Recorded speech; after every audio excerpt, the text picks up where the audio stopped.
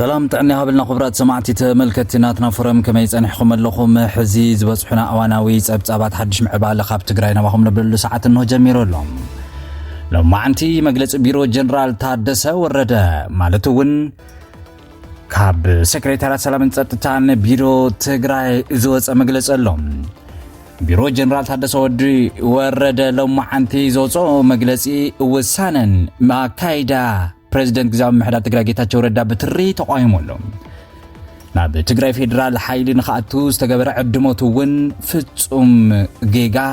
ስሕተት ክብልውን በትሪ ተቋይሞሎም አብ ኢትዮጵያ ዝርከባ ኤምባሲታትን አብ ትግራይ አድሂበን ዝበለኦ ነገር አሎም እዙን ከነስማዓኩም ኢና በአባል ካቢኔ ግዛው ምሕዳር ትግራይ ሐላፊ ባህልን ቱሪዝምን ትግራይ ዶክተር አጽባሃ ገብረ እግዚአብሔር ሲጻሐፈውን አሎም እዚ ጽሑፍ እዚ كنسمعكم إنام سأنحدكم مسانا ندحرد أخوينون متأخاب إيرتراوانون تعقيدو له زينا زوناتنا فرم حجنا بخم كبتو بلوم زابزابات حدين زي فيديو زي لايك جيركم كتجمرو شير سابسكرايب بمقبار بيتساو تخونو كم توترو دمام رئيتوخم أبحد حد زيناتا تنزل لكم رئيتو خطأ متقلنا كتسحفوا لنا ونزا آخر سنة مكتتال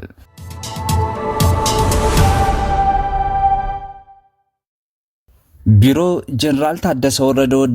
وردم አካይዳን ወሳነን ግዛው ምሕዳር ትግራይ ፕሬዝዳንት ጌታቸው ረዳ ተቆይሞሎም አብ ትግራይ እንዳተኻረረዝ መጽ ፖለቲካዊ ጸገም ናብናይ ጸጥታ ሓደጋ ከይሰጋገር ብልዝብ ንምፍታሕ ሰፊሕ ጻዕሪ ክግበር እንተ ጸሓፈውን ካብ ድሌት ምስአን ምጥፋእ መምራጽ ዝተበገሰ ከይሰመረ ታሪፍ እዩ ኢሉ ይጅምር እዚ ሴክሬታሪ ሰላምን ጸጥታን ትግራይ ቢሮ ጀነራል ታደሰ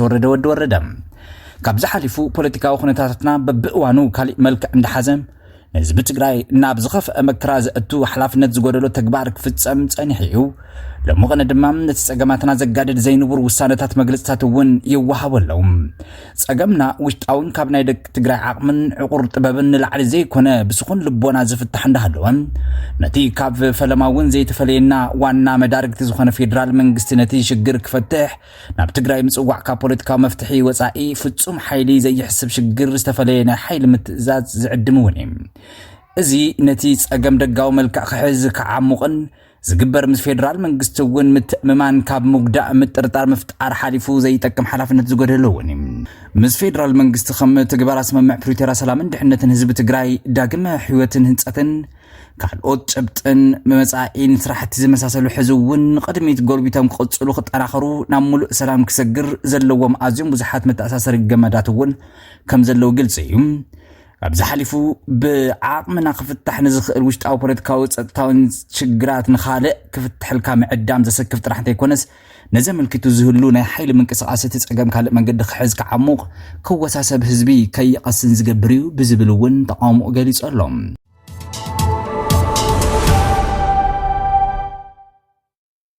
እዚ ከምዚሉ እንዳሃለወ ድማ መግለጺ ኣብ ኢትዮጵያ ዝርከባ ኤምባሲታት ዝተፈላልያ ሃገራት ድማ ብዛዕባ ትግራይ ዘውፅኦ ጸብጻበሎም ኣብ ኢትዮጵያ ዝርከባ ኤምባሲታት ዝተፈላልያ ሃገራት ኣብ ትግራይ ዝካየድ ዘሎ ምዕባለታት እንዳገደደ ዝኸይድ ዘሎ ወጥሪ ንከታተሎ ኣለና ክብላ ፍሊጠን ኣለዎም ናይ ሕዳር 2022 ከም ኣቆጻጽራ ፈረንጂ ስምምዕ ምቁራጽ ተጻብኦታት ሙሉእ ደገፍና ደጊምና ንገልጽ ዝበላ ኮይነን እዚ ስምምዕ ናይ ጥይት ድምጽ ስቀቢልዎ እዩ ናብ ዓመጽ ዝምለስ ክህሉ የብሉም ብምባል ድማ መልእኽተን መሓላልፈን ኩሎም ወገናት ነቲ ስምምዕነት ካኽብሩ ከም ዘለዎም ህጹጽ ዘተ ብምክያድ ነቲ ስምምዕ ክሕልው ክትግብሩ ከም ዘለዎም ዝገልጻ ኮይነን ኣብ መወዳእታ ድማ በቲ ዝግበር ህጹጽ ዘተ ድጋፍ ንምሃብ ድልዋት ከም ዝኾና እውን ተሓሳሲበን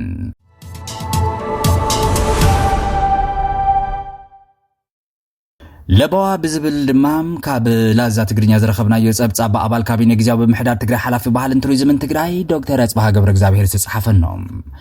ዋላ ይዶንጊ ምድንጋጽ ተስፋ ምቁራጽን አየድልን ዝዋን ፍሊቶ በግሶን ውሕልል አፈታታሕ ጸገምን ዘድልዮ ከቢድ እዋን ጸገምና ኣብዚ ሕዚ እዋን በጽሕዎ ዘሎ ብርኪ ከይበጽሕ ምፍታሕ እንተ ዝከኣል ስዒቦም ዝመጹ ውርደታት ምትራፍ ምተኻኣለ ነይሩም ብዙኾነ ውሽጣዊ ጸገማትና ባህላዊ መፍትሒ ጥራሕ ይዘድልዮም ኢልና ኩላትና ኣዎንታዊ ኢና ክንጻወት ይግባእ مسعرن تسعراينتن زيبلو تعدنان قلقل أفاز دفء نقداماوي حادقات الزساطح خيدي تطون مبال بالحاتن تبعتن يدلي بعلخا أوارد كاون انتخون تقرايك تكبر مقبارنا يلبامات وسانة يوم حزوين كاب أب كاربنا زل حقانيا مفتحيس أقامات تقراينا رقيسنا أب إيدنا زي اللي مفتح مقلاش أقام كا نمفتح دلو زي موخانيو نخلو تقراوي زملكات اللباوايون هيلو عدنا كاب حماقنا بزخف أخونتات كتخيد عدلين حب تقراين تقارو تسبب عدي كونتن تساقم تقراي مفتحنا كله تقراوي قبو يو بعلنا بأن اكبو عنس ايتكال اوت عندي دومنا هزبنا تساختي تخك أسأل عدل عين حب كلاتنا نعدنا يتكمين نملو المفتحين امس حاوي كاب مسحتار نقوتب مثل عدنا عين بلاشو يبل ازي مخري لبوازي سلام من رهوان عدنا ونيبل كاميرا خيبكم ريتوخم أغمتو نبز غزل زعب حالفنا لنا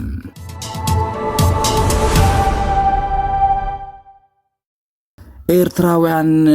ምትእኽኻብ ዝተመልከተት ዝተኣገደሉ ኩነታት ዝገልጽ ፀብጻብ ከተማ ራይዊክ ናይ ኒዘርላንድስ ምትእኽኻብ ኤርትራውያን ኣጊዳላ ከንቲባ ራይዊክ ናይ ኒዘርላንድስ ሹሪ ሳሂም ኣብ ዝወርሒ እዚ ክካየድ ተመዲቡ ዝነበረ ምትእኽኻብ ኤርትራውያን ኣጊደሎም እቲ ከንቲባ ምትእኽኻብ ኤርትራውያን ክእገድ ዝገደደሉ ምኽንያት ከም ናይ ዝሓለፈ ዓመታት ባእስን ዕግርግርን ከይፍጠር ካብ ዝብል ስጋኣት ምዃኑ መርበብ ዜና ኒዘርላንድስ ታይምስ ኣብ ናይ 12 መጋቢት ከም ኣቆጻጽራ ኣውሮጳ ፀብጻብ ሓቢሮሎም ኣብቲ ኢቨንት ፕላዛ ዝተባህለ ሓድሽ ክካየድ ተመዲቡ ዝነበረ ምትእኽኻብ ኤርትራውያን ኣስታት 500 ዕዱማት ክሳተፉ ተወጢኑ ነይሮም እንተኾነ ግን ብምምሕዳር እታ ከተማ ክስረዝ ተወሲኑሎም እቲ ብፌደሬሽን ማሕበር ኮማት ኤርትራ ኣብ ኒዘርላንድስ ከም ዝተወደበ ዝተጠቕሰ ምትእኽኻብ ዕላምኡ ንጹር እኳ እንተዘይነበረ ብምኽንያት 8 መጋቢት ብኤምባሲ ኤርትራ ዝተወደበ ክኸውን ከም ዝኽእል እውን ይግመት ቅድሚ 2 ዓመታት ኣብታ ከተማ ኣብ ኣዳራሽ ኢቨንት ፕላዛ ዝተወልዐ ባእስን ዕግርግርን ኤርትራውያን ኣብ ሰብን ንብረትን ጉድኣት ከም ዘውረደ ይዝከር ዝሓለፈ ዓመት ኣብ ወርሒ ለካቲት ኣብ ከተማ ዘሄግ ኣብ ዝተወልዐ ተመሳሳሊ ጎንፂ ድማ ብዝወረደ ዕንወት ኣብ ኣባላት ፀጥታ ፖሊስ ብዝተፈፀመ መጥቃዕቲ ሓያሎ ኤርትራውያን ካብ ኣዋርሕ ክሳብ 1 ዓመት ክእሰሩ ከም ዝተፈረደሎም ዝፍለጥ እዩ بسم برجد محمد استطرنا في دليل لوطي دقفتي هجدف سخونن كل تجوجلات إيرترا بإسرائيل هاجرات أوروبا كندا أمريكا بسفر الجات أمتات أبز كايدو جونستات بوحد 10 حادثات موتن كلو 10 تاتون قصيلهم يوم مزيب متحاز ما بإسرائيل كندا نيزرلاند جرمانين أمايت إيرتراوان كسرون كلو حيالو كابتوم كس تمسرت لهم قدام ببيت فردي يرلهم وبرات سمعتي تملكتي እናትና ፈረም ንሎሚ ዝሓዝና የም ኣዋናዊ ህጹጻት ጸብጻባት ሓድሽቲ ምዕባለታት ካብ ትግራይ ዞም ሰማዕኹም መስኒሮም ካልእ ሓድሽ ምዕባለም ሓድሽ ሓበሬታ ክህሉ ከሎም ነባኹም ክነብልና ናትና ፈረም ላይክ ሼር ሰብስክራይብ ምግባር ከይርሳዕ በሊስና ብኻደ ሓድሽቲ ዜና ክሳብ ንራኸብ ክሳብ ሻቡ ሰላም